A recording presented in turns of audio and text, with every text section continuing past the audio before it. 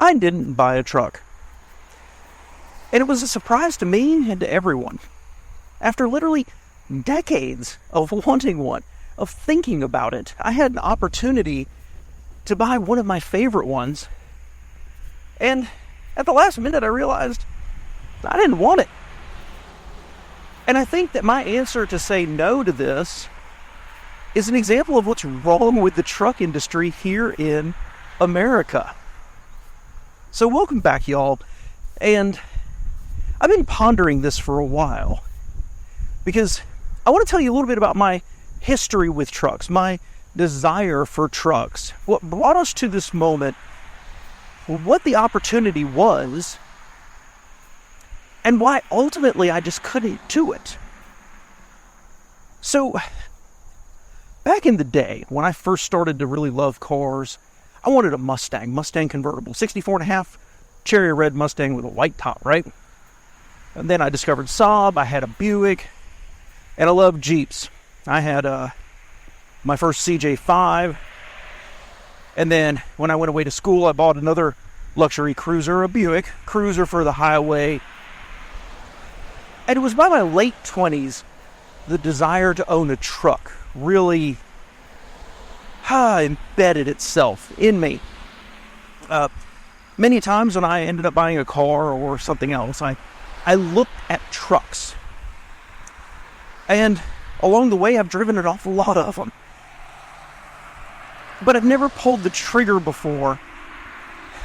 And a lot of this love of trucks comes from when I was a teenager.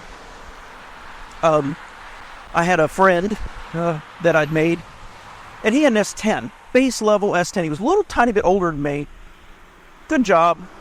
But he had a 4-cylinder, 5-speed, regular cab S10. And I remember bombing around in that thing and loved how useful it was. Well, he had a tendency to get rid of vehicles when they needed tires. So he ended up with a Mazda. And I remember asking him, why'd you get a Mazda? Right? Because at the time, teenager, very, very pro-American vehicle. And he was like, well, it just feels better. The way the clutch engages, the way the brakes feel, the way the shifter works, everything about it just felt better. And it stuck in my mind because it's one of the first times I can remember somebody talking about the feel of a car over like your loyalty to a brand. And it made a pretty big impression on me. So I was looking at small trucks at the time. When I bought my first Jeep, I was considering them. I'd looked at Isuzu, I'd looked at Mazda. I was a big fan of the Nissan hardbody. I even had a friend who bought a used Comanche. That was cool. And I never pulled the trigger. So you fast forward to my late 20s, I'm looking at the smaller trucks like the Ranger and the Tacoma, the S10. I've driven all of those. And I started looking at the bigger ones as well.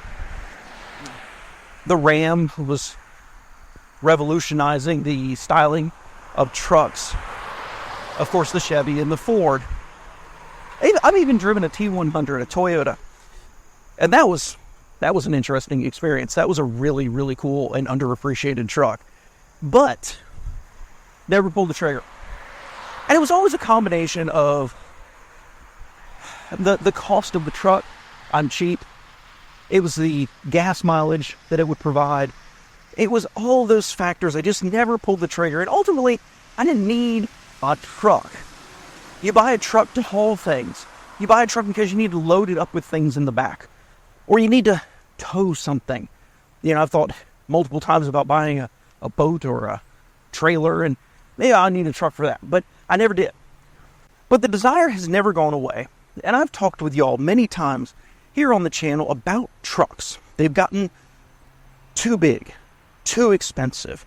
It doesn't make any sense. Trucks today don't make any sense. The mid-size trucks are nearly the size of a full-size truck from like 1990. Narrower, but basically very close. And the prices have exceeded inflation. One of the earliest videos I did, I actually looked at, are trucks too big? And how their price rises have exceeded inflation and it exceeded what cars and their price increases have had. So trucks have been on my mind, I can fairly say, 25 years, almost 30 years. So we knew this moment was coming. We had a family member, had a truck, and it was a Ram. And if you've watched my video about truck sight lines, it was that truck. 5.7 liter Hemi, Longhorn edition as I recall, quad cab. It was basically exactly what I thought I wanted, and it was 2-wheel drive. And it was in good condition, and it had leather interior. We even liked the infotainment. And we had an opportunity to buy it. Good morning. I mean, he was going to sell it one way or the other. It might as well be to us, right? And so we talked about it. We took it on a drive, and we were impressed. You know, I've long liked Ram. They have some questions about them, that their reliability and their quality, but you know, it varies between my number 1 and my number 4. You know, it just depends on my mood. But here was this opportunity before me. So it was in good shape, rode well, handled well, engine was good, oil was clean. And in fact, while we were driving it, test driving it, my wife was like, you know, if we got this, this is what we would take on long trips. Because it was that comfortable. It really was. But I did have to hop up just to get in the seat. This is a standard, not lifted, 2-wheel drive. And I had to have a step up, right? And it reinforced to me how big trucks have gotten today.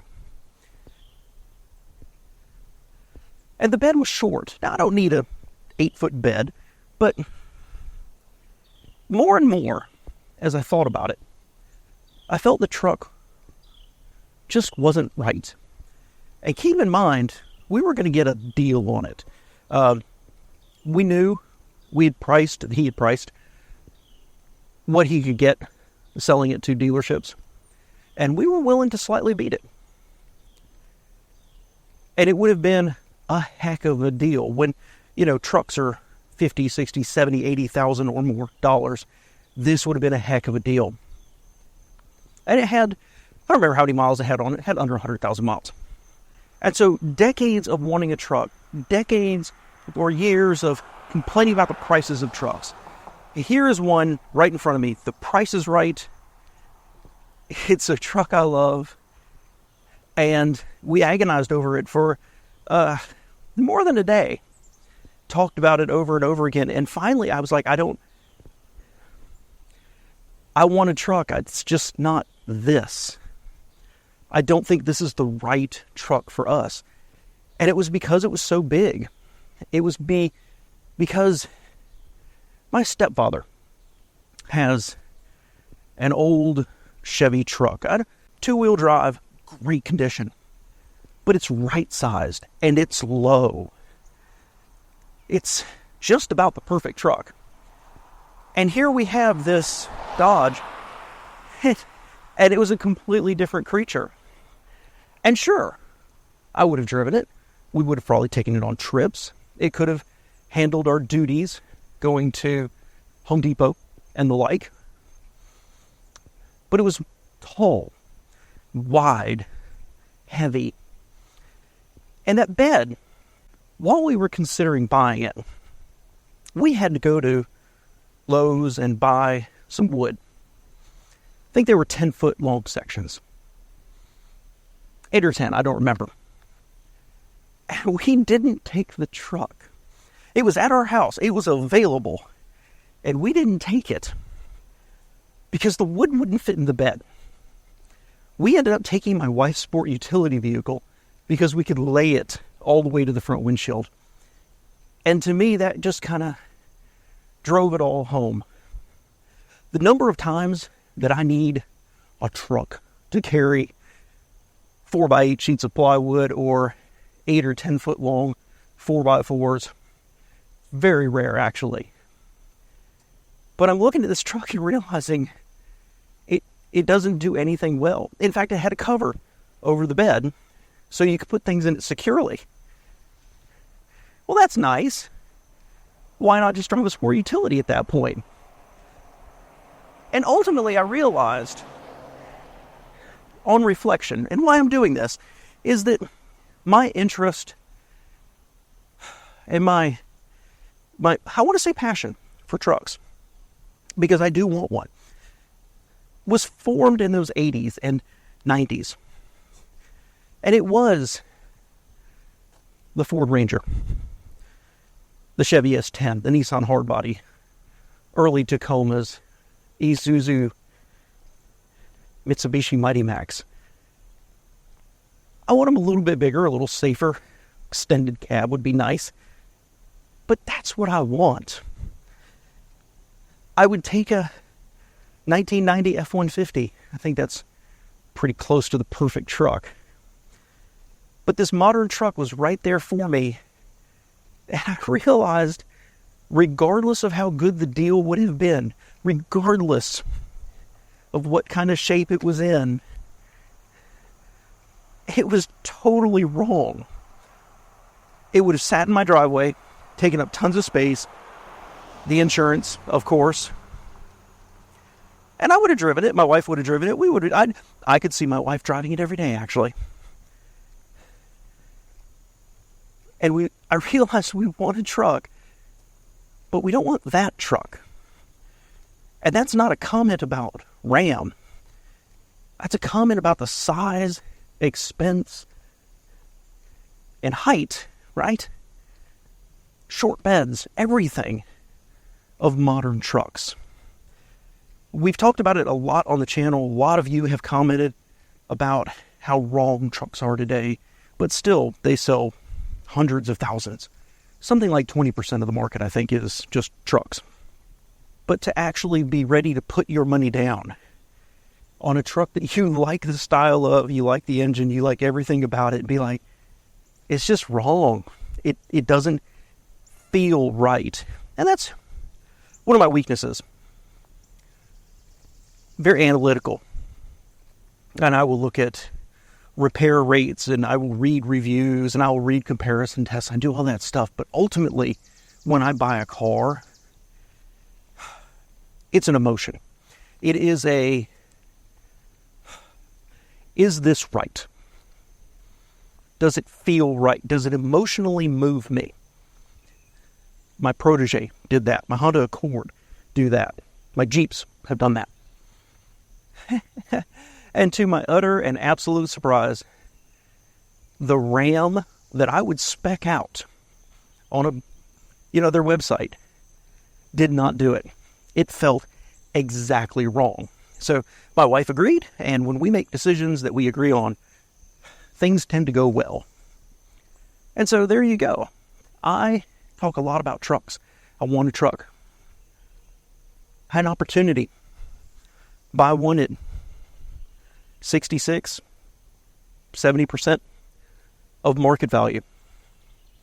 And I couldn't do it because modern trucks are just wrong. Thanks for listening today, guys, and share your stories. Let me know what you think below about modern trucks. They still remain their popularity. But if you're a contractor, how frustrated are you that it doesn't really feel like any of the trucks out there are really work trucks, even the work trucks? Let me know what you think below. Thanks for listening, guys.